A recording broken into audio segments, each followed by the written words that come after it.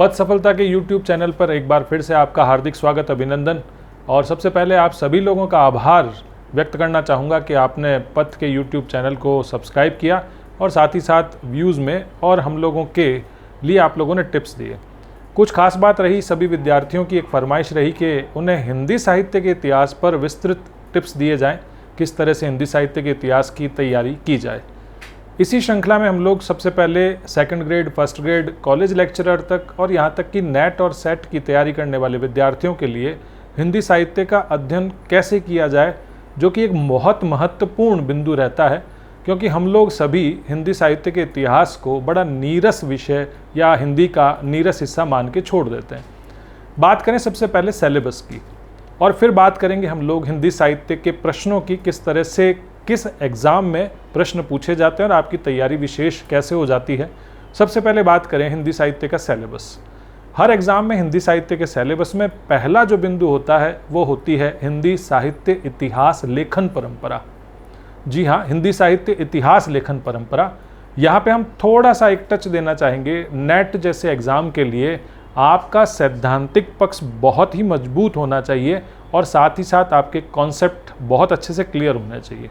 हिंदी साहित्य इतिहास लेखन की जब पद्धतियों की बात करें तो आप लोगों के सामने विशेष रूप से 4 पद्धतियाँ आती हैं, जिसमें वर्णानुक्रम, कालानुक्रम, विधेयवादी पद्धति और वैज्ञानिक पद्धति। अब ये पद्धति हैं क्या? जैसे कालक्रम के अनुसार आपको रचनाकार पढ़ाए जाएं, वर्ण क्रम अनुसार, यानी जैसे शब्दकोश में वर्ण आता है उसी तरह से रचनाकार को आपको पढ़ाया जाए। अब समस्या ये आती है, यदि वर्ण अनुक्रम से पढ़ाया जाए तो कबीर दास के साथ में केदारनाथ सिंह और केदारनाथ अग्रवाल भी आ जाएंगे, तो उस समय समस्या आ जाती है।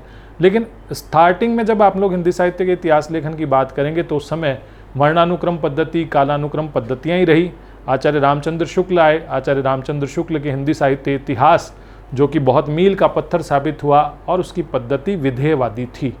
जब हम लोग पढ़ते हैं तो बार बार आता है कि हिंदी साहित्य का इतिहास जब रामचंद्र शुक्ल ने लिखा तो उस समय वह अपने समय सीमाओं की यदि बात करें, उपलब्ध सामग्री की बात करें, तो उस समय का सबसे बड़ा वैज्ञानिक इतिहास था। लेकिन याद रहे विद्यार्थियों, उसकी पद्धति विधेयवादी थी। अब विधेयवादी पद्धति पर सैद्धांतिक सवाल की बात करें तो फ्रेंच विद्वान हिप्पोलाइट तेन का नाम आता है, जिन्होंने 3 बातों की बात करी: जाति, वातावरण और क्षण। अब इन तीनों बातों को आचार्य रामचंद्र शुक्ल ने इतिहास लेखन में इस अपने उद्धरण से कहा कि किसी देश का साहित्य वहाँ की जनता की चित्त वृत्तियों का संचित प्रतिबिंब है। अब आप यहाँ पे रुकें। परिभाषा या उद्धरण में रामचंद्र शुक्ल क्या कहना चाह रहे हैं, इस परिभाषा को जब आप टुकड़ों में पढ़ोगे तो वही तेन जो फ्रेंच विद्वान हैं उनका जाति, वातावरण और क्षण, ये बातें हमारे सामने आएगी। अब दूसरा महत्वपूर्ण प्रश्न बनता है कि आचार्य रामचंद्र शुक्ल के हिंदी साहित्य इतिहास लेखन के बारे में जब हम लोग पढ़ते हैं तो फैक्ट के रूप में आपके पास सबसे पहले 1929 ईस्वी हिंदी काशी नागरी प्रचारणी सभा और छात्रों की जिज्ञासा के शमन के लिए बाबू श्याम सुंदर दास की प्रेरणा से और शब्दकोश की भूमिका में पहली बार इतिहास लिखा गया, और होगा संक्षिप्त ही क्योंकि भूमिका में लिखा गया, और वहाँ उसका नाम हिंदी साहित्य का विकास था। कई बार ये प्रश्न पूछा जाता है। अब बारी आती है कि जब हम लोग बात करें आचार्य रामचंद्र शुक्ल के इतिहास लेखन की, ईस्वी सन 1929 की 1927 ईस्वी तक की सामग्री उन्होंने अपने हिंदी साहित्य के इतिहास में ली। एक छोटा सा प्रश्न जो काल विभाजन में हम लोग डिस्कस करेंगे, उसको बाद में देखेंगे कि उन्होंने किस सीमा तक, विक्रम संवत में बात करें तो आधुनिक काल का समय उन्होंने विक्रम संवत 1900 से विक्रम संवत 1984 तक लिया। अब विक्रम संवत और सन का जो हमेशा एक संशय बना रहता है, तो सीधी सी बात है कि आप विक्रम संवत में से 57 साल घटा लीजिए तो आपके पास ईस्वी सन आ जाएगा। हिंदी साहित्य इतिहास लेखन में जब हम लोग पढ़ते हैं तो सबसे पहले जो बात आती है वो गारसा दत्तासी की आती है। उसके बाद शिव सिंह सेंगर का शिव सिंह सरोज, और उसके बाद ग्रियर्सन का the modern vernacular literature of Hindustan. उसके बाद मिश्र बंधु विनोद, जिसके 3 भाग एक साथ, और चौथा भाग 1934 में आता है। और उसके बाद रामचंद्र शुक्ल का हिंदी साहित्य का इतिहास, जो कि हिंदी साहित्य के विकास के नाम से हिंदी शब्द सागर की भूमिका में काशी नागरी प्रचारणी सभा और बाबू श्याम सुंदर दास की प्रेरणा से लिखा गया। अब ये जब बात आती है कि हम लोग इतिहास लेखन पढ़ें तो गारसा दत्तासी में किस तरह के प्रश्न पूछे जाएं। एक तो नाम, जब हम लोग तैयारी करते थे तो बहुत डरते थे इस नाम से, द इतस्वार, द लाल लिटेरातूर एंदुई हिंदुस्तानी, किस तरह से याद रखें, वह किस पद्धति में लिखा गया, किस भाषा में लिखा गया, वर्णानुक्रम किस तरह का था, ये खूब सारे सवाल आपके आते हैं। और उसके बाद शिव सिंह सेंगर का शिव सिंह सरोज, उसका प्रकाशन वर्ष क्या रहा, ग्रियर्सन का इतिहास, the modern vernacular literature of Hindustan में हिंदुस्तान शब्द को लेकर काफ़ी चर्चा हुई। और जब बात करें कि ये छपा कहाँ पे, कि एशियाटिक सोसाइटी ऑफ बंगाल की एक पत्रिका के विशेषांक के रूप में छपने वाला इतिहास ग्रियर्सन का है, अंग्रेजी भाषा का है। इस तरह से बहुत सारे प्रश्न आपको मिलेंगे। मिश्र बंधु विनोद 3 भाग 1913 में और चौथा भाग 1934 में आता है। आचार्य रामचंद्र शुक्ल ने रीतिकाल के कवियों का परिचय मिश्र बंधु विनोद से लिया। विद्यार्थी जब हिंदी साहित्य का इतिहास पढ़ते हैं तो सबसे पहले एक बात आती है कि हम जो प्रारंभ के 5 प्रसिद्ध इतिहास लेखन हैं उनको क्रम से याद क्यों रखें।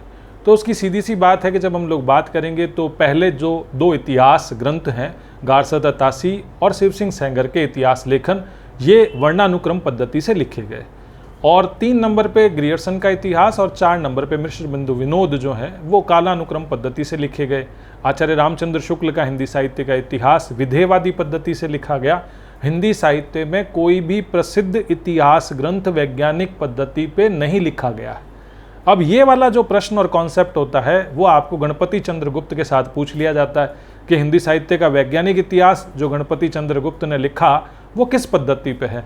और एक विद्यार्थी जो कम पढ़ा लिखा है या फिर टोरा मारने की प्रवृत्ति पे चलता है वो गलती करता है, जबकि वैज्ञानिक पद्धति पे हिंदी साहित्य का इतिहास लेखन का आधार कोई भी बड़ा ग्रंथ नहीं रहा कि जो विधेयवादी पद्धति पे तो लिखा गया शुक्ल जी का।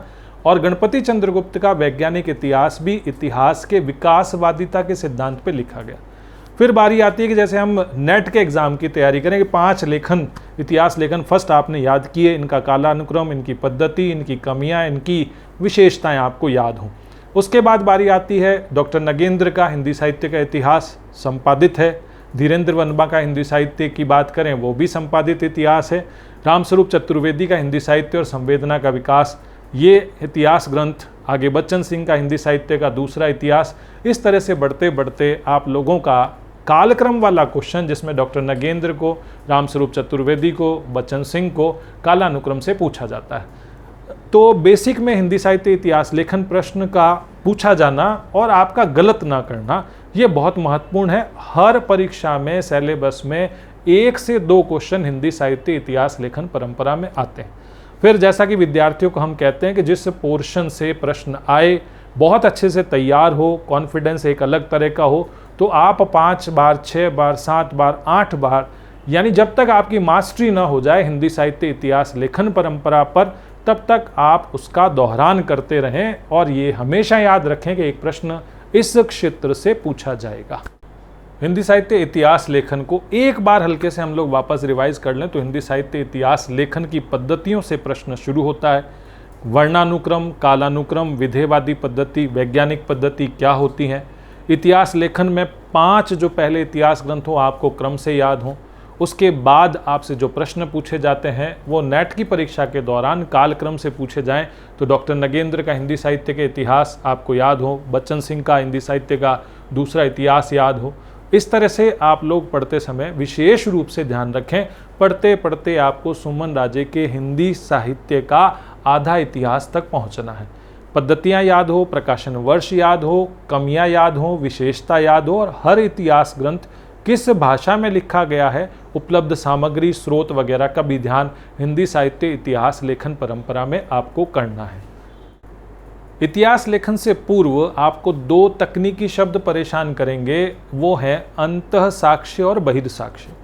अंतः साक्ष्य क्या, जिसको हम लोग रचनाकार खुद, जैसे आप लोगों ने मध्यकालीन कविता में देखा कि कबीर की कविता में कबीर नाम आता है, वो अपने आप को काशी का जुलाहा कहते हैं। तुलसी अपनी रचना में अपनी पारिवारिक सामाजिक स्थिति को बताते हैं। इस तरह के जो भी वर्णन है वो अंतः साक्ष्य कहलाते हैं। बहिर्साक्ष्य किसी दूसरे रचनाकार द्वारा किसी रचनाकार